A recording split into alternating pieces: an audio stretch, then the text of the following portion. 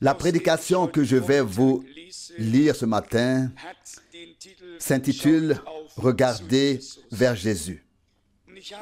J'ai remarqué que frère Branham aussi, à la fin de l'année, se demandait comment les choses allaient continuer. Ce matin, nous allons lire une prédication du 29 décembre 1963 et cet après-midi, une autre datant de décembre 1964, et vous constaterez qu'il avait à cœur, à la fin de l'année, de faire en quelque sorte le bilan pour voir où en étaient les choses et comment elles devaient continuer.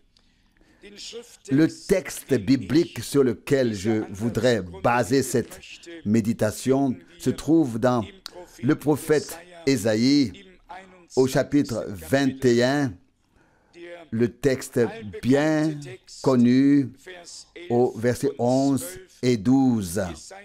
Ésaïe 21, versets 11 et 12. Oracle sur Douma de Zéhir, on me crie, sentinelle, quelle heure est-il dans la nuit? Sentinelle, quelle heure est-il dans la nuit? Verset 12. La sentinelle répond, le matin vient, mais il fait encore nuit. Si vous voulez en savoir plus, revenez une autre fois et demandez. Nous voulons en savoir plus et nous sommes venus pour demander, pour interroger le Seigneur, le consulter et obtenir de lui la réponse. Une autre traduction dit au verset 12, la sentinelle répondit, le matin vient et la nuit aussi. Ce qui est beau dans toutes ces traductions, c'est qu'elles sont toutes justes et qu'elles sont toutes correctes. Je suis le mieux placé pour en juger, car j'en ai une quinzaine à ma disposition et je les lis assidûment. Elles sont toutes correctes. Et quand on les met ensemble, on a une très bonne vue d'ensemble de ce que Dieu voulait dire. Nous vivons à la fin des temps, à la fin de la fin des temps.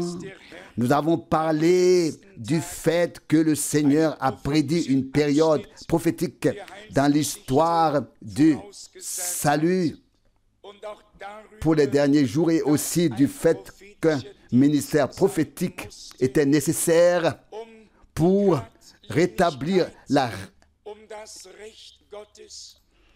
ce qui est droit, la justice de Dieu, pour réorganiser toutes les choses doctrinales, pour remettre les choses en perspective, mettre tout en lumière afin de nous donner la compréhension divine et une vie d'ensemble de tout ce qui est important pour l'Église du Dieu vivant. Je voudrais lire une partie de la prédication, puis selon comme l'Esprit nous conduira, peut-être ici et là un passage biblique qui correspondra. Nous commençons à la page 4, vers le milieu. Ici, frère Branham dit, nous sommes reconnaissants pour la lumière de l'Évangile. Le sommes-nous tous aussi? Oui. Nous sommes reconnaissants pour la lumière de l'Évangile.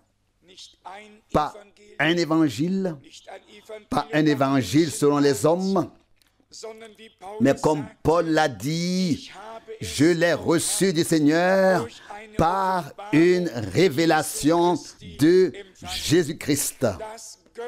l'évangile divin, originel, authentique de Jésus-Christ.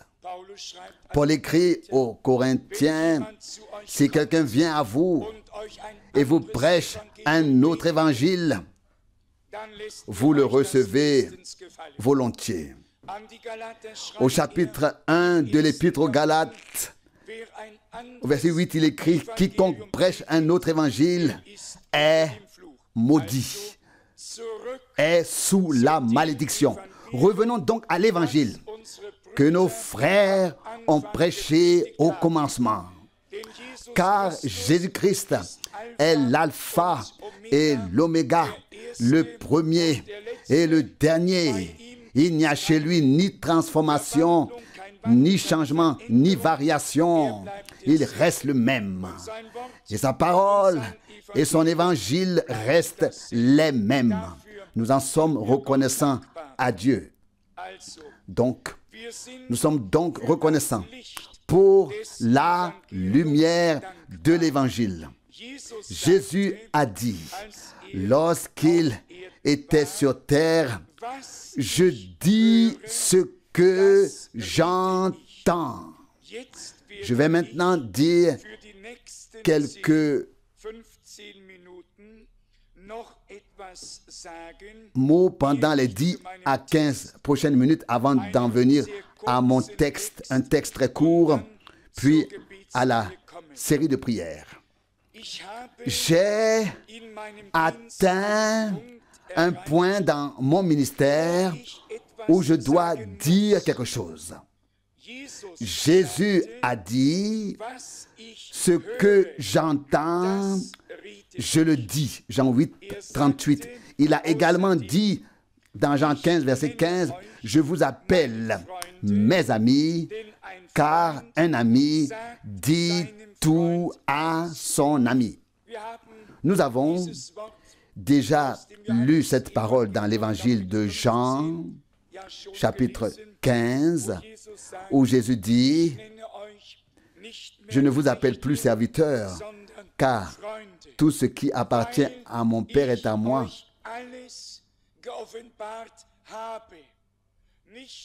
Et je vous ai dit tout ce que le Père m'a dit. Pas seulement une partie, pas seulement des demi-vérités, mais la pleine clarté sur toute la vérité de la parole, de toute la vérité de la parole de Dieu. Et c'est aussi à cela que nous reconnaissons que nous sommes amis de Dieu. Nous sommes retirés de l'hostilité, de l'inimitié, et nous avons été réconciliés avec Dieu et désormais amis avec lui. Je continue ma lecture.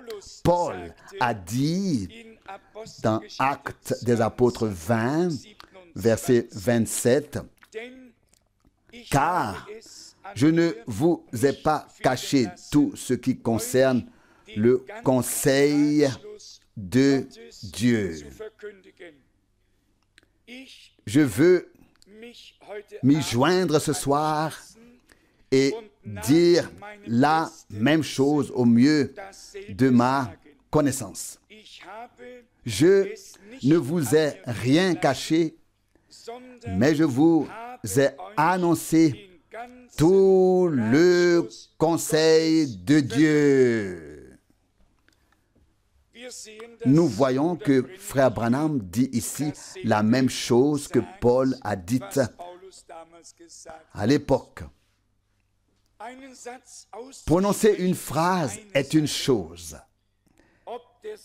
mais que cette phrase soit vraie en est une autre. Combien de personnes de nos jours lisent Actes 20, versets 26 et 27 et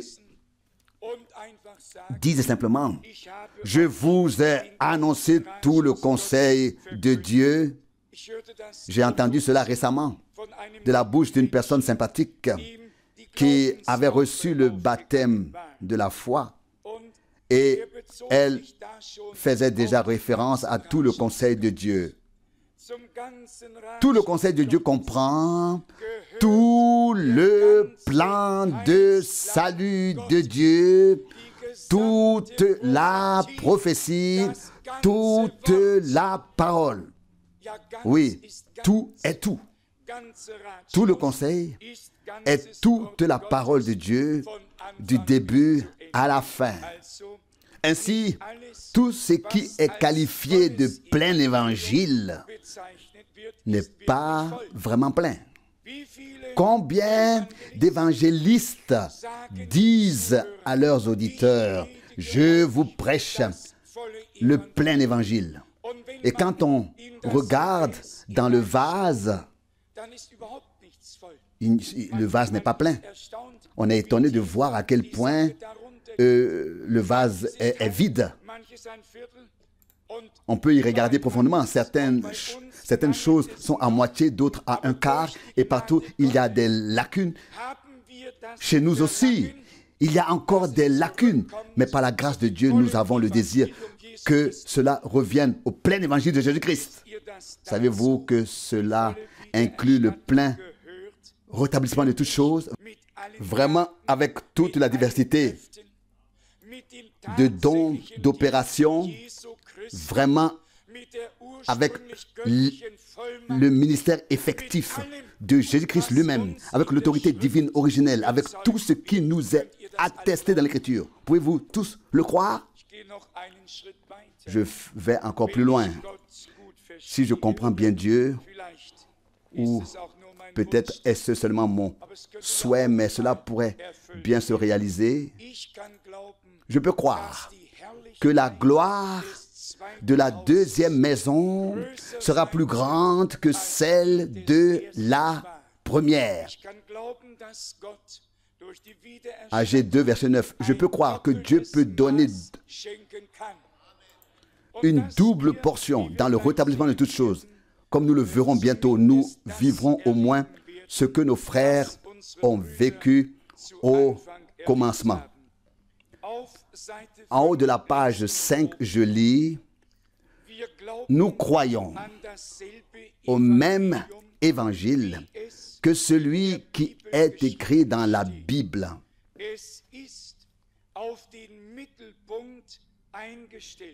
Il est réglé sur le centre.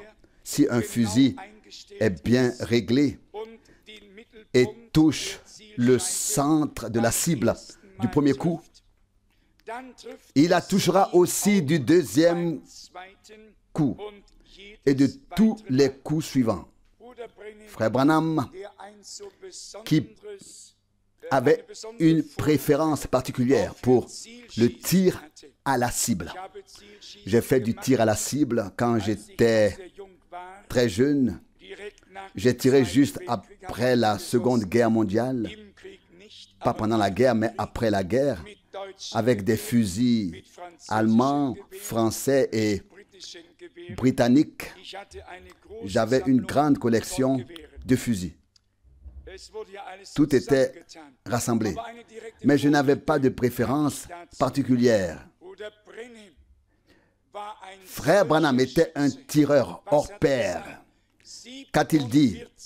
Il a touché 47 fois de suite le centre de la cible. 47 fois. C'était donc un bon tireur. Et ici, il prend cela comme exemple tiré de sa vie personnelle et dit, si la chose est bien réglée, alors elle doit toucher. Alors ce doit être un coup dans le mille.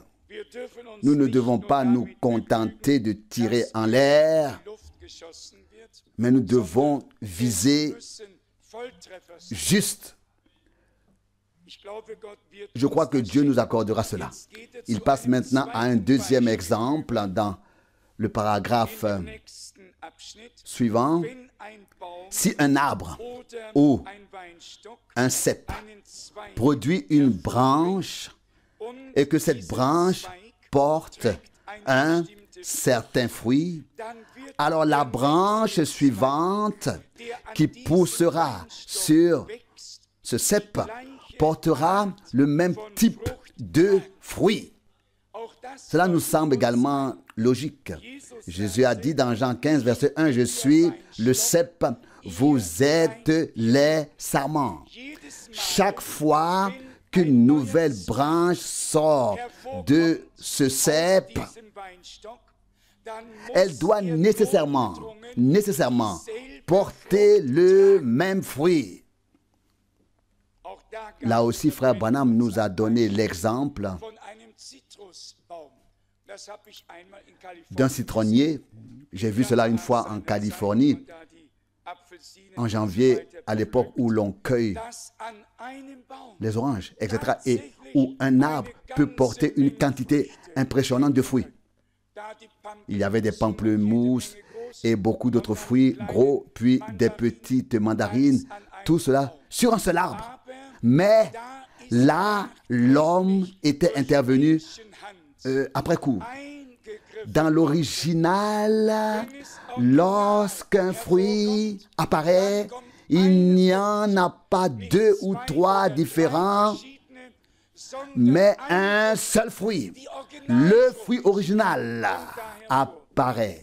Donc, si le Seigneur fait pousser une nouvelle branche maintenant à la fin des temps, cela doit être le même arbre et donc le même fruit.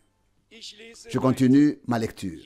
Jésus est le cep et nous sommes les sarments.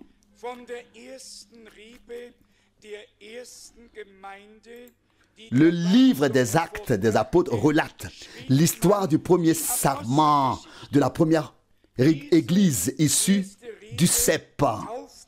Ce premier sarment a baptisé au nom de Jésus-Christ. Ils avaient le Dieu vivant parmi eux.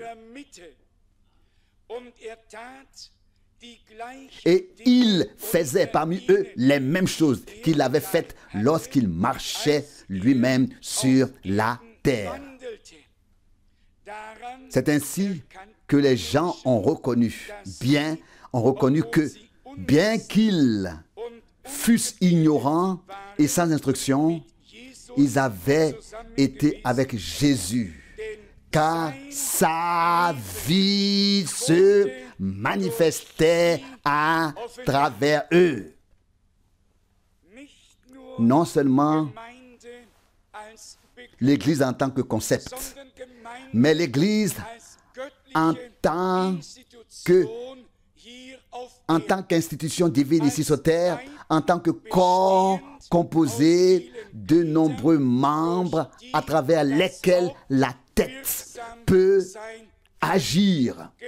L'Église qui peut accomplir des tâches divines. L'Église dans laquelle Christ lui-même peut se manifester comme Dieu s'est manifesté en Christ. Frère Branham, qui était un homme très cultivé, tout en mettant en avant sa simplicité, utilise ici des comparaisons qui nous parlent très vite. Il écrit ou dit plus loin, c'est comme je l'ai dit, si j'avais l'esprit de Beethoven en moi, j'écrirais des œuvres musicales comme Beethoven en a écrit. Et puis il fait des comparaisons avec Shakespeare et Mozart et avec toutes sortes de grands personnages. Et bien sûr, le point culminant est le suivant. Si l'Esprit de Christ, si Christ a réellement pris demeure en nous, vous voyez où cela mène, de quoi il s'agit? Si quelqu'un disait, Beethoven vit en moi, qu'attendrions-nous de cette personne? Qu'il est déjà, quel âge avait-il, quel âge avait Mozart lorsqu'il a commencé à diriger le chœur, la chorale? 6 ou 8 ans. Alors qu'il était déjà chef d'orchestre à 6 ou 8 ans. C'était des personnes dotées d'un talent naturel donné par Dieu. Nous avons besoin de personnes naturelles qui soient douées d'un talent divin, qui n'aient pas besoin de fabriquer quelque chose, mais qui puissent prendre un instrument et faire de la musique. Il faut qu'il y ait de l'ambiance dans la maison de Dieu. Ce n'est pas l'effort qui compte, mais les talents divins, les dons divins. Ce n'est pas beaucoup d'exercices. Il y a aussi aujourd'hui beaucoup d'exercices, en particulier chez ceux qui prient pour le baptême de l'Esprit, qui ensuite exercent les autres. Ce n'est pas authentique. Personne n'a besoin d'exercer les choses de Dieu. On ne s'exerce pas au Saint-Esprit. On reçoit le Saint-Esprit. Amen. Nous pouvons nous passer d'exercices. Nous voulons des talents naturels. Des talents naturels de Dieu, des talents divins, par le Saint-Esprit. Continuons notre lecture. Frère Kupfer, qui lit avec nous, et frère Marco, faut rire à la même page vers le milieu. Qu'était Christ? La parole. Il a dit, Jean 15, verset 7, si vous demeurez en moi, et que mes paroles demeurent en vous, alors demandez ce que vous voulez, et cela vous sera accordé. Si un homme avait dit cela, nous pourrions peut-être être un peu lents à comprendre ou à le croire, mais comme c'est notre Seigneur qui l'a dit, et voyez, vous, ici le lien, si mes paroles demeurent en vous, pourquoi Dieu nous a-t-il révélé sa parole? Pourquoi nous l'a-t-il rendue vivante? Pourquoi l'a-t-il mise dans nos cœurs? Afin que s'accomplisse aussi cette écriture, Jean 15, verset 7. Si vous demeurez en moi et que mes paroles demeurent en vous, alors demandez ce que vous voulez et cela vous sera accordé. La parole est là. Il ne manque plus que la lumière. La lumière l'a fait naître à la vie. Nous avons reçu la parole. Maintenant, l'Esprit doit rendre cette parole vivante afin qu'elle puisse devenir lumière. Il s'agit de lumière, d'illumination, de révélation. Je continue ma lecture. Maintenant, je vais vous dire quelque chose que je ne vous ai pas encore dit. C'est ce que nous attendons depuis si longtemps, depuis tant d'années, environ 5 ans ou plus. Le troisième poule a maintenant été confirmé. Et je suis sûr que vous savez tous de quoi il s'agit. N'oubliez pas qu'il n'y aura pas d'imitation. Cela ne peut pas être. Cela ne peut pas être. Il est maintenant présent et j'ai été informé que ce qui s'est déjà partiellement produit se produira très bientôt dans son intégralité, afin que son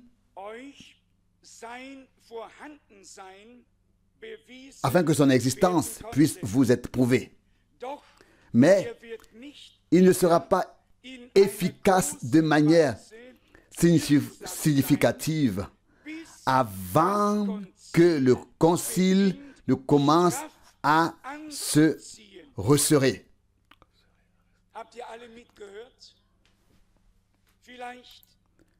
Avez-vous tous entendu? Peut-être une brève explication. Frère Branham avait le ministère évangélique, le ministère doctrinal et le ministère prophétique. Il a appelé ces trois phases, le premier, le deuxième et le troisième pôle. Il a associé le troisième pôle particulièrement à l'ouverture des 7 sceaux, mais aussi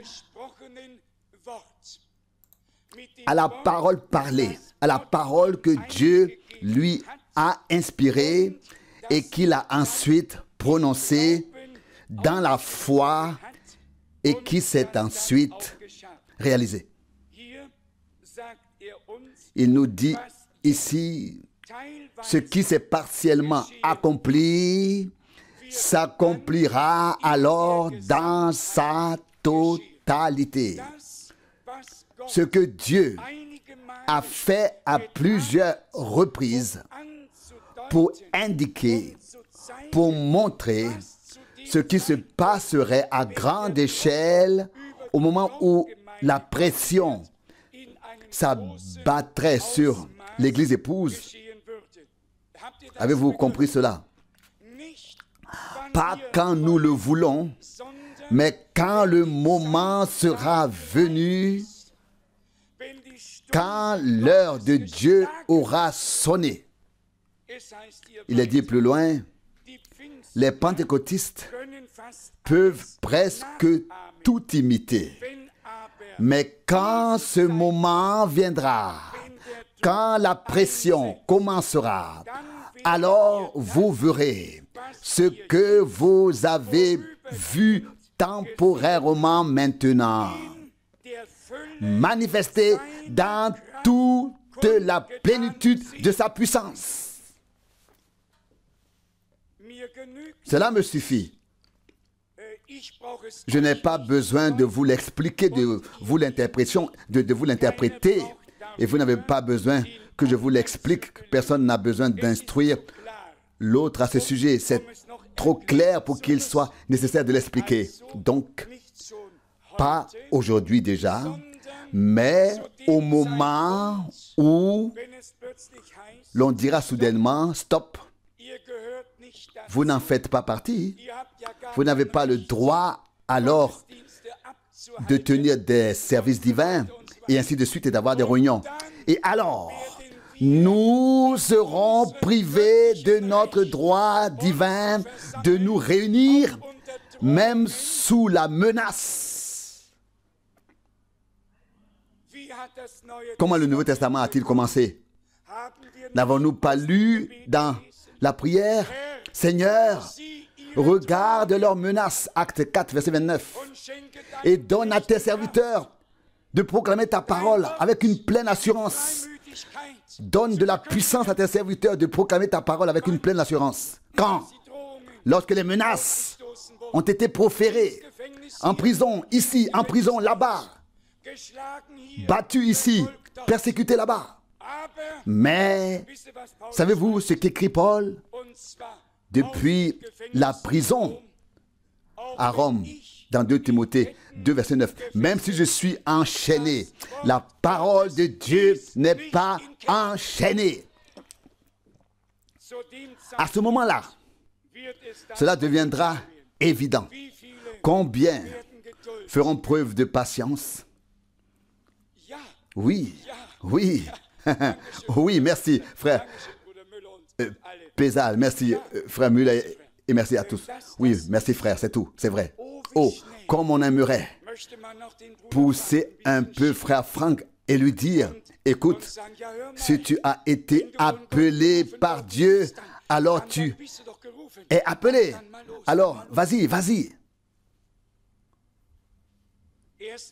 Seulement quand la colonne de feu s'élèvera, seulement quand l'heure de Dieu sonnera, nous n'avons pas besoin de nous presser. C'est l'affaire de Dieu. Mais nous voulons une chose, marcher au pas avec le Seigneur et rester en contact avec l'œuvre de Dieu, en liaison avec l'œuvre de Dieu maintenant. en nous précipitant, nous sommes un obstacle nous-mêmes pour le Seigneur. Nous voulons le laisser aller devant nous. Bien qu'il vienne de dire ce qui s'est produit dans certains cas, cela se produira très bientôt à grande échelle. Et puis l'Esprit de Dieu lui a fait remarquer, ton attente est proche, elle est bonne, mais cela n'arrivera que lorsque la pression sera exercée. Et maintenant, il dit ici, dans le dernier paragraphe, dans les 2 dernières lignes à la page 5, « Je dois continuer à évangéliser. » Imaginez. Je dois continuer à évangéliser. Tout comme j'en ai reçu le mandat au commencement. Je dois continuer ainsi. Un sermon, une prédication de décembre 1963, donc après l'ouverture des sceaux, dans la grande attente des choses les plus puissantes qui aient jamais eu lieu sur terre. Et puis, il dit, je dois continuer à évangéliser. Pas même avec l'enseignement, pas même avec le ministère prophétique, mais avec l'évangélisation. Que cela a-t-il pu signifier pour lui d'avoir reçu par révélation ce que Dieu allait faire et de devoir maintenant accomplir à nouveau le ministère qu'il avait reçu au commencement avant la fin. Qui me dit que cela ne s'applique pas également à nous? Cela peut arriver. Et je ne suis pas prophète, vous le savez. Mais il se peut que l'évangélisation doive encore précéder cette grande chose. Et soudain, les croyants du message secoueront la tête et diront, oui, qu'en est-il de ce frère Franck-là qui évangélise maintenant dans toutes les communautés religieuses et les communautés religieuses libres? A-t-il quitté le chemin du Seigneur? Non, et encore non. Il s'est appuyé sur Dieu. Il se confie en Dieu et a compris que Matthieu 24, verset 14, doit également s'accomplir. L'évangile du royaume sera prêché à toutes les nations qui servira à un témoignage. Et alors, la fin viendra.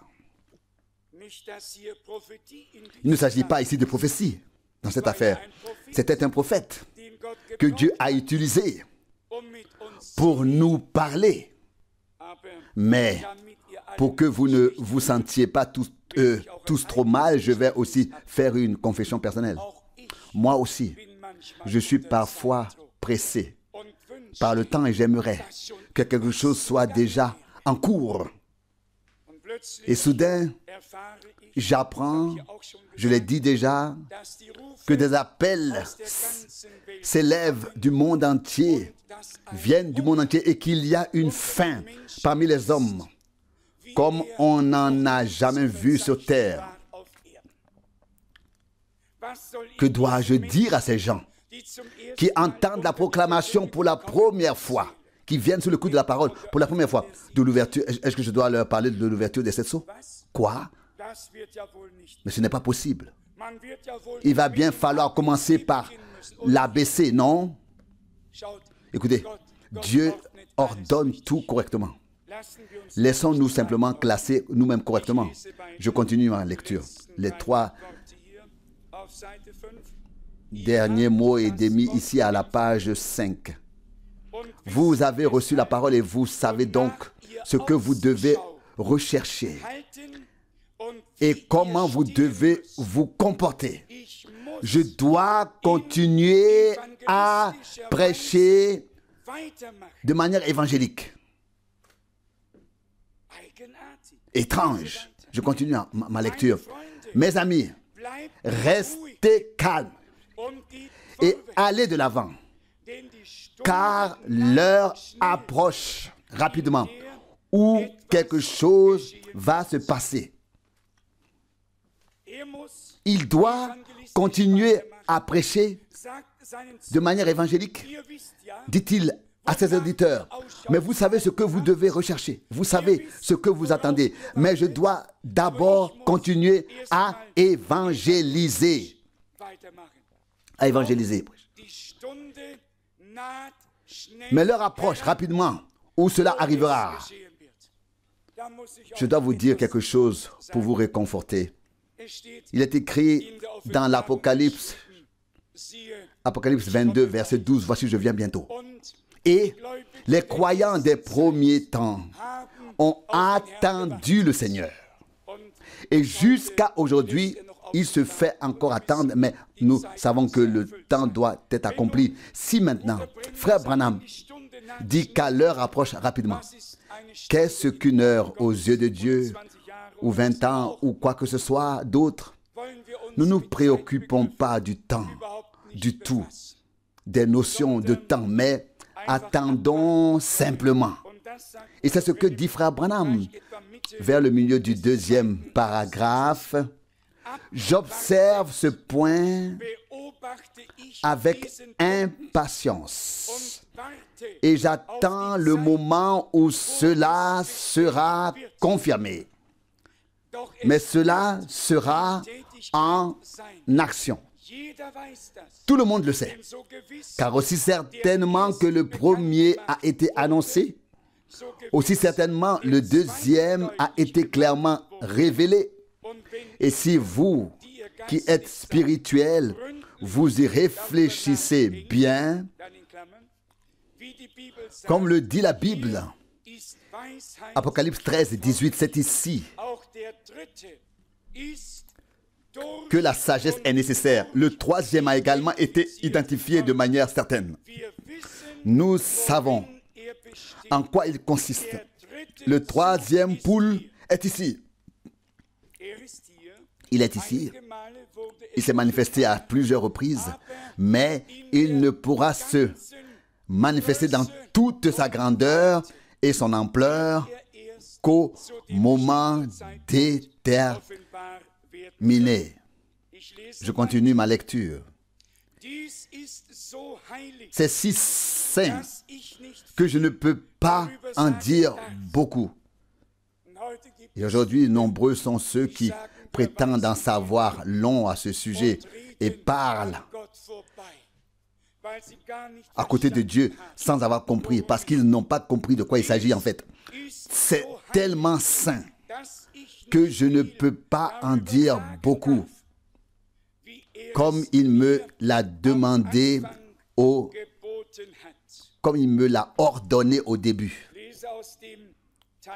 Je lis les 3 dernières lignes de cette partie. À mon avis, ce sera la chose. Je ne dis pas que le Seigneur me dit cela.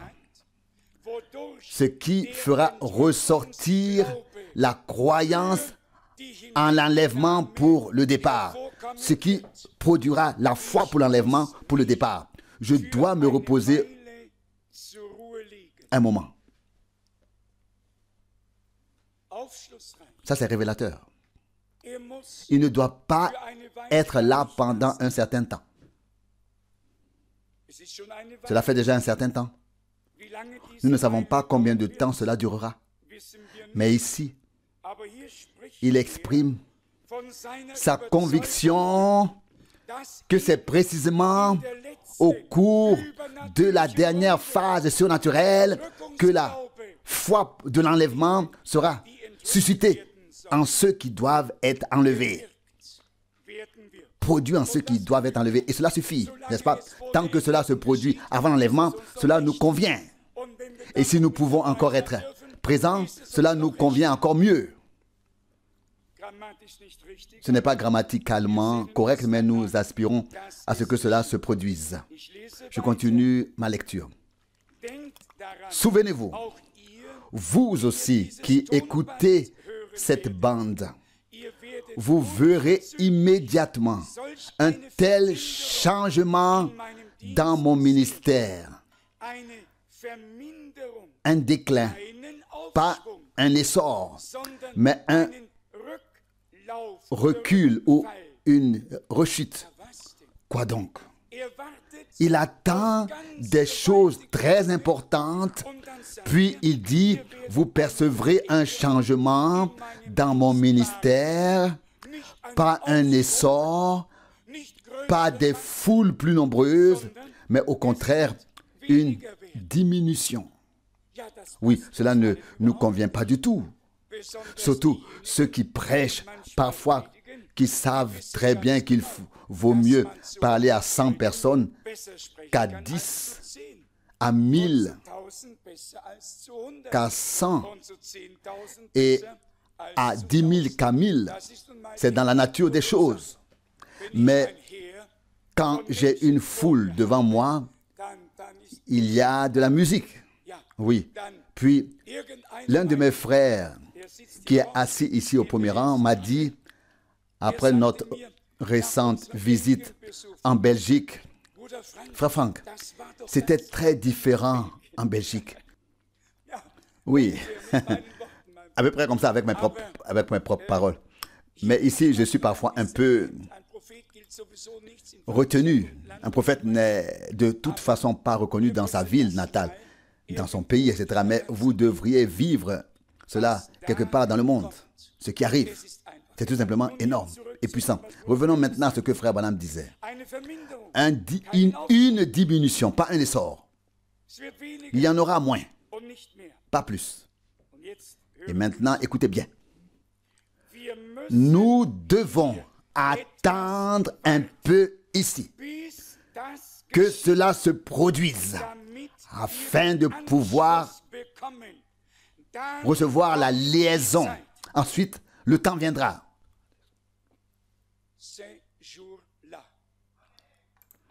Frère Franck dit en français, ce jour-là. Note du traducteur. Oui. Jusqu'à ce que le jour vienne. Jusqu'à ce que l'heure vienne. Jusqu'à ce que Dieu lui-même intervienne de manière surnaturelle. Et aussi vrai que Dieu vit, il interviendra de manière surnaturelle. Dieu n'a pas seulement rendu sa parole vivante, il nous a fait devenir une réalité divine. Dieu confirmera la parole vivante parmi nous, afin que nous aussi nous soyons rendus vivants. Je continue ma lecture. Maintenant, voici un peu de prophétie, écoutez bien. Il viendra un temps où cette nation exercera toute la puissance que la bête avait auparavant. C'était la Rome païenne qui est devenue la Rome papale. C'est ce que fera cette nation. Apocalypse 13 l'explique. L'agneau est sorti de la terre. L'autre bête est sortie de l'eau, qui symbolise les foules et les nations.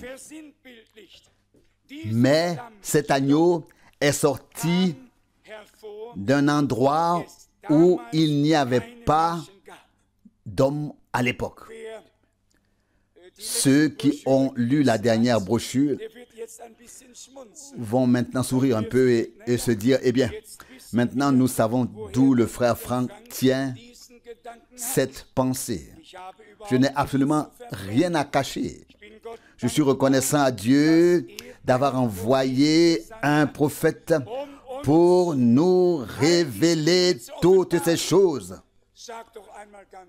Soyons honnêtes, quand nous lisons dans l'Apocalypse, il y a une bête avec 7 têtes et 10 cornes. Oh, alors, vous dites, mon Dieu, c'est un monstre. Qu'est-ce que je peux faire avec cela? Et quand nous lisons ensuite, puis je vis monter de la terre une autre bête qui avait 2 cornes semblables à celles d'un agneau. Alors nous disons, ô pauvre bête, que pouvons-nous en faire? Et quand nous lisons ensuite, une prostituée est assise sur la bête, nous pourrions dire, pauvre bête. Oui, si Dieu n'avait pas donné la révélation, si Dieu n'avait pas donné l'illumination, la lumière, où serions-nous aujourd'hui? Dans le premier psaume, nous lisons qu'il y a un cheval blanc et un cavalier. Nous pensons alors à une course de chevaux. Arrêtez donc. Comme nous sommes reconnaissants à Dieu d'avoir révélé sa parole par la bouche d'un prophète. Est-ce vrai? Loué soit le nom du Seigneur. La parole de Dieu est-elle devenue précieuse pour toi, frères et sœurs? Sommes-nous reconnaissants pour le privilège que le Seigneur nous a accordé de nous asseoir sous la véracité de Dieu et de sa parole?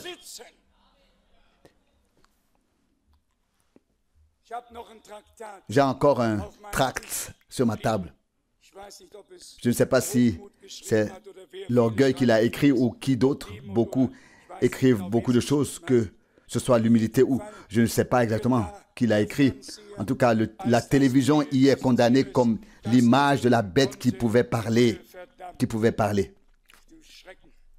Mais enfin, une télévision est une télévision. Et celui qui la regarde est celui qui la regarde.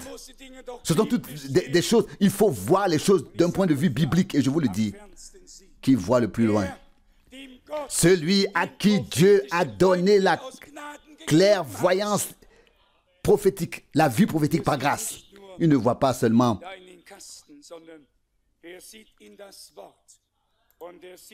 dans un appareil, mais il voit dans la parole. Il voit les choses dans le royaume de Dieu. Nous continuons la lecture. Dernier paragraphe de la page 6. Un agneau symbolise la religion, comme l'agneau de Dieu. Souvenez-vous. Apocalypse 13. Il parlait comme un agneau et était un agneau. Mais après un certain temps, il reçut le pouvoir et parla comme un dragon et exerça tout le pouvoir que le dragon avait auparavant. Le dragon, c'est toujours Rome. C'est clair. Certains disent, frère Franck, tu es un peu trop franc. Tu en dis trop. Oui, si je ne le dis pas, qui le dira? Ceux qui ne le savent pas ne peuvent pas le dire. Et même si certains le savaient, ils n'auraient peut-être pas le courage de le faire. Mais nous pouvons tout dire en toute confiance. Rien ne peut plus nous arriver. Nous avons le devoir de transmettre la parole de Dieu. Écoutez ce qui est écrit ici encore. Ne le voyez-vous pas? Les confessions romaines, les dénominations romaines, une confession protestante marquée, une image de la bête. Une image de la bête, l'union de tous les protestants. Et c'était honteux quand le chef de Rome est venu à Genève et a dit au conseil œcuménique, c'est moi l'autorité spirituelle. Et tous les dirigeants protestants ont approuvé de la tête. Dommage que je n'étais pas là. Je ne sais pas si quelqu'un d'autre aurait encore approuvé cela de la tête. Nous continuons la lecture. Afin que tous les protestants soient contraints à l'union. Donc, la formation de l'image de la bête. Je relis ici. On forme un pouvoir afin que tous les protestants soient contraints à l'union. Vous devrez faire partie de ce conseil mondial ou ecclésiastique. Sinon, vous ne serez pas considérés comme une communauté. Vous voyez où tout cela mène? Bien sûr, les choses sont déjà plus avancées que ce que nous pouvons percevoir extérieurement. Tout est en marche. Bien sûr, pas à la surface, bien sûr. Je continue à lire à la page 7. Les gens, comme nous, seront exclus de tout cela. C'est tout à fait vrai. On ne pourra plus le faire. Ce sera stricte. Quand ce moment viendra et que la pression deviendra si forte que vous serez expulsés, faites attention alors à ce que je vais vous dire dans quelques minutes. Alors quand donc, quand cette pression viendra et que nous serons effectivement expulsés de tout. Il y a encore aujourd'hui des croyants qui sont ici et là, membres de telle association, et je connais par hasard l'une des dernières qui s'est formée ici après la Seconde Guerre mondiale. Et les dirigeants de cette confession religieuse ont demandé au Conseil œcuménique des communautés religieuses d'être reconnus et admis. Quand l'homme de Dieu, qui disait en son temps, j'aimerais bien aller à Karlsruhe, quand frère Branham vint et qu'il a dit, je ne suis pas digne de délier les chaussures de cet homme de Dieu. Et aujourd'hui, ses successeurs veulent être reconnus. Cet homme se retournerait dans sa tombe s'il savait, s'il voyait cela. Mais de quoi s'agissait-il? Et de quoi s'agit-il? Tout le monde veut être reconnu. Personne ne veut être laissé pour compte. Tout le monde veut s'asseoir à la table verte avec le plus de couverts possible et avoir sa part du gâteau. Et ils ne savent pas où tout cela mène. Celui qui recherche la reconnaissance humaine l'a déjà perdu auprès de Dieu. Celui qui désire être accepté dans le système antichrist n'a pas encore été accepté par Dieu. Cela peut sembler dur, mais c'est la pure vérité. Et vous pouvez voir clairement que je ne porte pas de gants. Que disait frère Branham à l'époque? L'évangile doit être prêché sans gants. Pas avec douceur ici et douceur là, en perdant le sentiment ici, en perdant le sentiment là, mais avec un sentiment clair des choses de Dieu. Et cela presse de toutes ses forces. Ce qui retient encore, c'est le Saint-Esprit qui s'efforce d'amener l'Église du Dieu vivant là où elle doit être. Je continue dans le deuxième paragraphe. Remarquez ensuite le troisième poule. Quand, aujourd'hui, maintenant, alors, remarquez ensuite le troisième poule. Et maintenant vient quelque chose que seuls ceux qui ont une compréhension spirituelle peuvent comprendre pour le moment. Je le lis quand même. Je le lis quand même. Observez ensuite le troisième poule. Il sera clairement destiné aux perdus, mais il sera aussi destiné à l'épouse et à l'église de Jésus-Christ. Oh, maintenant, comme dans les prophéties bibliques, dites-moi ce que ce sera. Dites-moi. Il sera clairement destiné aux perdus et il sera tout autant destiné à l'épouse et à l'église. C'est tout à fait vrai à 100%. L'évangile apporté sous un mandat divin sera prêché à certains pour leur servir de témoignage, non pas leur salut, mais pour leur servir de témoignage. Et les autres, ceux qui se laisseront arracher, ceux qui accepteront la parole, seront arrachés du feu comme un tisson dans la dernière phase. Dans la dernière phase. La dernière phase n'épargnera ni les incroyants, ni les croyants, ni les élus. Il y en aura aussi pour tout le monde. Alléluia. Loué soit le nom du Seigneur. Je continue. Nous sommes plus près que nous ne le pensons. Je ne sais pas quand cela arrivera. mais c'est très, très proche. Il se peut que je construise une plateforme pour quelqu'un d'autre qui la rejoindra ensuite. C'est également possible. Nous ne le savons pas, mais c'est possible. Avec Dieu, tout est possible, n'est-ce pas? Avec Dieu, tout est possible. Je lis ici. Nous sommes plus près que cela ne semble.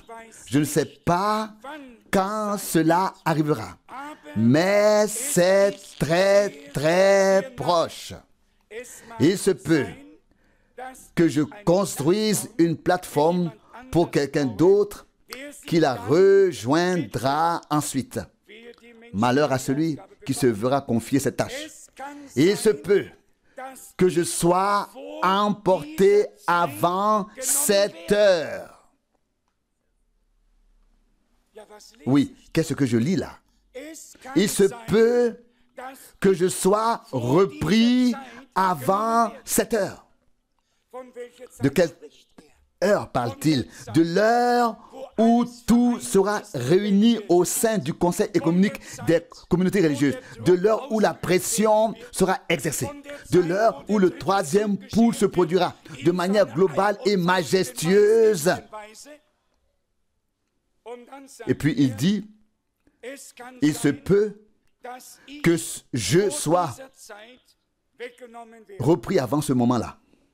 Aujourd'hui, nous regardons en arrière et nous constatons avec tristesse, il a été repris avant que ne vienne le moment qu'il attendait et dont il parlait. C'est ce qui est arrivé à tous les prophètes de l'Ancien Testament. Ils avaient de grandes attentes. Ils voulaient voir ce qui leur avait été révélé. Je pense en particulier au prophète Isaïe. Personne n'aurait été autant raillé que lui, car il avait prophétisé, une vierge sera enceinte. Une vierge enceinte, c'est un paradoxe en soi. Une vierge enceinte. Les gens ne l'ont pas compris. Que pensez-vous qu'on lui a fait?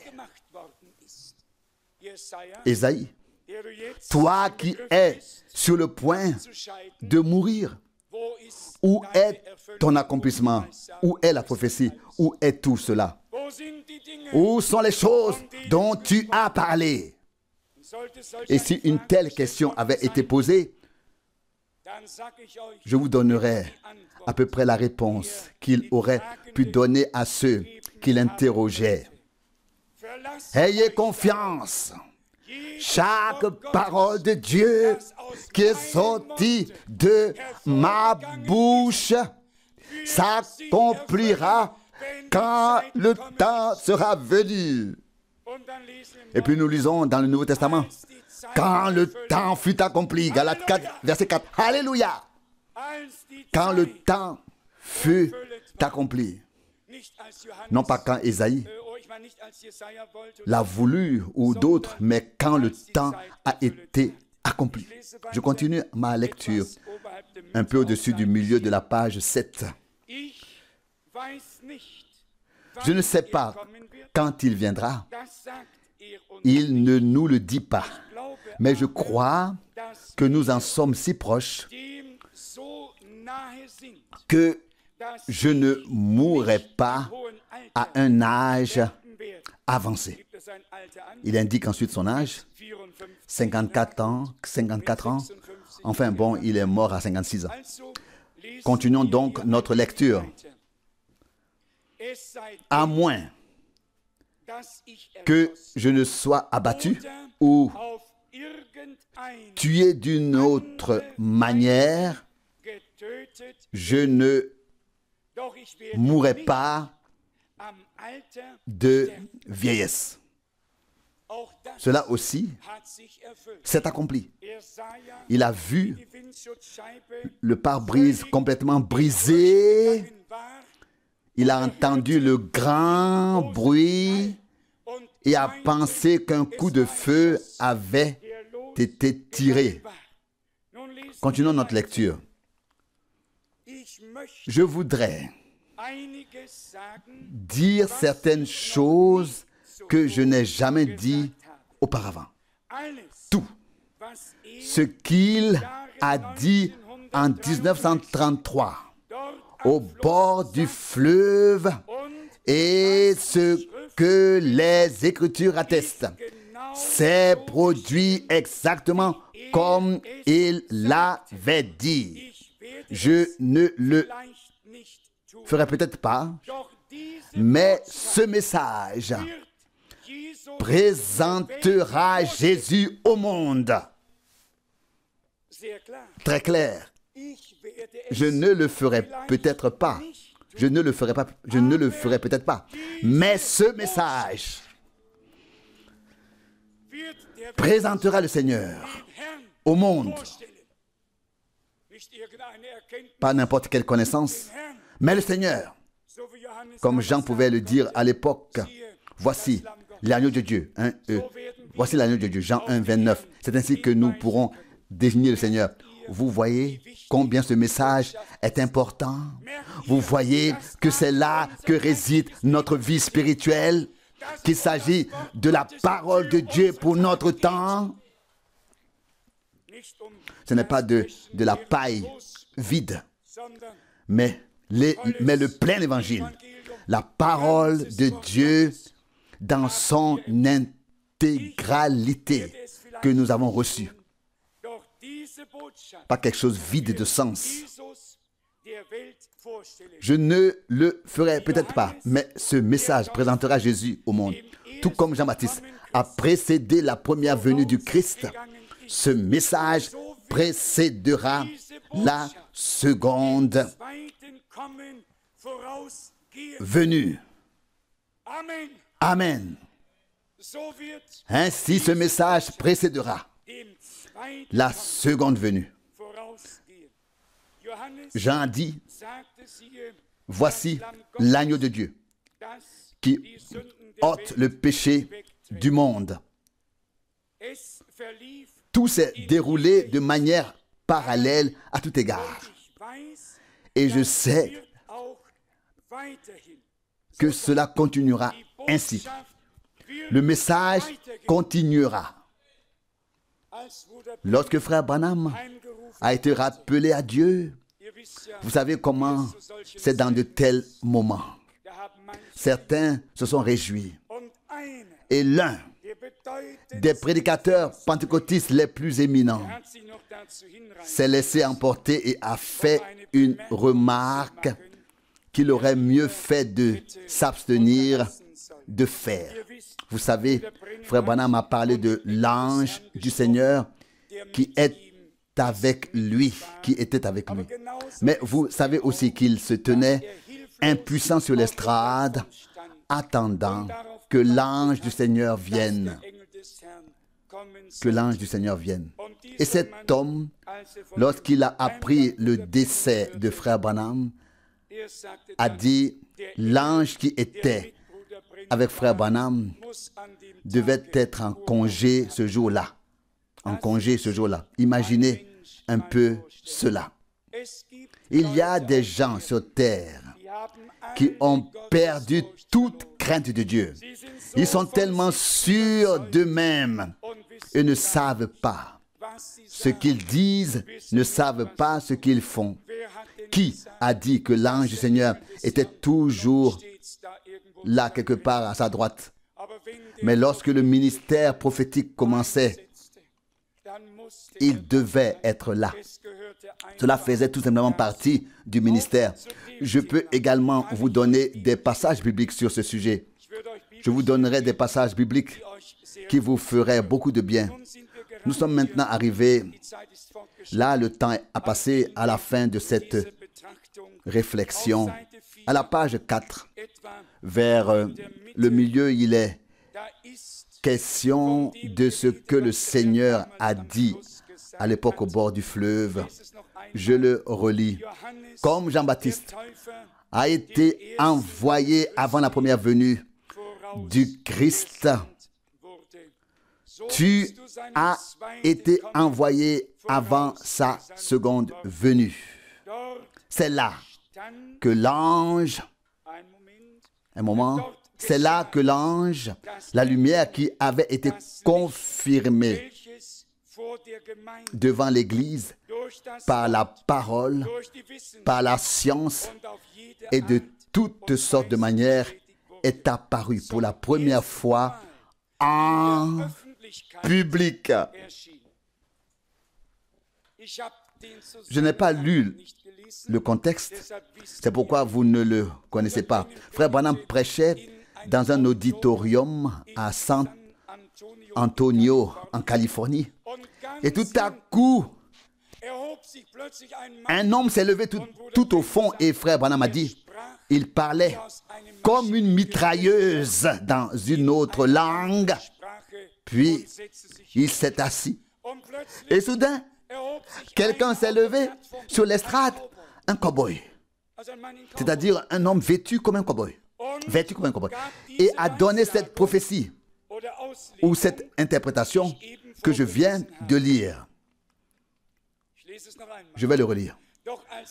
Mais lorsque cela fut prononcé, l'interprétation contenait exactement ce que l'ange du Seigneur avait dit là-bas au bord du fleuve 11 ans auparavant. Et l'homme ne connaissait pas frère Branham qui avait parlé là-bas. C'était au tout début. Il faudrait vérifier à quelle date cela s'est passé. Et l'ami Cowboy, sur la plateforme, c'était certainement assis là pour voir tout cela de près. L'un parlait en langue, l'autre interprétait. Et dans l'interprétation, ce que le Seigneur avait dit le 11 juin 1933 vers 14 heures a été répété. Ce sont des choses réelles. Ce sont des choses vraies, authentiques. Pas seulement le Seigneur est maintenant ici et vous fait paître dans de verts pâturages. C'est vrai, mais ce n'est pas une prophétie. C'est déjà écrit dans le psaume 23. Donc, l'Esprit de Dieu est à l'œuvre. Résumons. J'ai souligné certaines choses. Il y aura encore beaucoup à lire ici. C'est vraiment dommage de ne pas le lire, Mais vous savez quoi? Vous savez tous lire. Je ne suis pas là le seul ici à savoir lire. Relisez donc ce sermon tranquillement. Regardez vers Jésus. Série 7, numéro 1. Et alors vous pourrez suivre les traces. Et je suis sûr que le Saint-Esprit le rendra très clair à chacun d'entre vous. Combien d'entre vous comprennent maintenant un peu mieux la situation dans son ensemble? Ce n'est donc pas seulement moi, mais moi aussi je cherche la faute en moi. Croyez-moi, je ne la cherche chez personne d'autre. Je ne connais personne à qui je devrais aller dire « c'est à toi qui empêches l'œuvre de Dieu ». Je ne connais personne à qui je devrais dire « tu fais obstacle au Seigneur ». Je ne connais tout simplement personne. En connaissez-vous quelqu'un? Je vais vous dire quand vous pourrez le rencontrer. En partie, lorsque vous vous regardez dans le miroir. Personne d'autre. Tout le monde se met des bâtons dans les roues. Mais, vous savez ce que c'est. Nous connaissons cela depuis nos débuts au volant. Lorsque vous êtes en conversation avec les passagers de la voiture et je n'ai pas eu d'accident, mais il arrive parfois quelque chose sur la route et alors on accuse simplement les personnes qui ont parlé au lieu de reconnaître qu'on n'a pas fait attention soi-même, n'est-ce pas? Tout le monde est très prompt à s'en prendre aux autres et à dire « Écoute, si tu ne fais pas ça, etc. » Et ainsi de suite. Arrêtez donc. Ce n'est pas la faute des autres. C'est toi et moi. Nous sommes seuls et chacun répondra devant Dieu. Ne cherchons pas à rejeter la faute sur les autres. Mais ne disons pas non plus, bon, Si ce n'est pas encore le moment, nous avons le temps et quand le moment sera venu. Non, non, non, non. C'est le temps de la préparation maintenant. Déjà maintenant. Rien ne vient tout seul. Ce temps présent est maintenant la préparation au temps qui va venir. Et nous ne devons pas rater la liaison. Nous devons aller de l'avant avec le Seigneur. Avons-nous bien compris cela? Sinon, nous pourrions effectivement dire, oui, bon, il n'y a pas de pression et ceci et cela ne se produit pas encore, donc nous sommes donc excusés. Personne n'est excusé. Rapprochons-nous du Seigneur. Consacrons-nous entièrement à lui. Croyons ce qu'il a dit pleinement et disons, Seigneur, purifie-moi, sanctifie-moi, attire-moi plus près de toi. Révèle-toi à moi. Ce désir doit être en nous. Et ainsi, nous marchons avec le Seigneur et avançons ensemble, côte à côte, dans la confiance et la foi dans le Dieu vivant. Le Seigneur a parlé. Qui ne devrait pas écouter? Dieu, le Seigneur, a parlé. Qui ne devrait pas parler comme un prophète? Nous avons parlé prophétiquement. Nous avons présenté la prophétie au peuple de Dieu. Alléluia! Amos 3, verset 8. Loué et glorifié soit le nom du Seigneur. Une petite prophétie. Presque tout le monde peut en faire une. Il n'y a rien de mal à cela. Si elle est authentique et bonne, nous en remercions le Seigneur. Mais nous sommes reconnaissants à Dieu pour la grande parole prophétique qui nous a été donnée par Frère Branham. Et ce grand homme de Dieu a dû se plaindre et dire, au milieu de mon ministère, des gens dotés de dons m'ont interrompu et ont exercé leurs dons au milieu de l'appel à l'autel, etc. C'était pourtant un signe que quelque chose n'allait pas avec ces gens. S'ils empêchaient un prophète de Dieu d'exercer son ministère, s'ils interrompaient son ministère. Et toutes ces femmes qui ont prophétisé, elles ne sont pas dans le message. On ne les trouve nulle part. Elles étaient tout simplement trop fières et trop spirituelles pour pouvoir se soumettre. Heureux ceux qui se considèrent spirituellement pauvres. Ils peuvent être alors enrichis par Dieu. Et c'est à eux que nous voulons appartenir. J'ai pris peur des gens spirituels.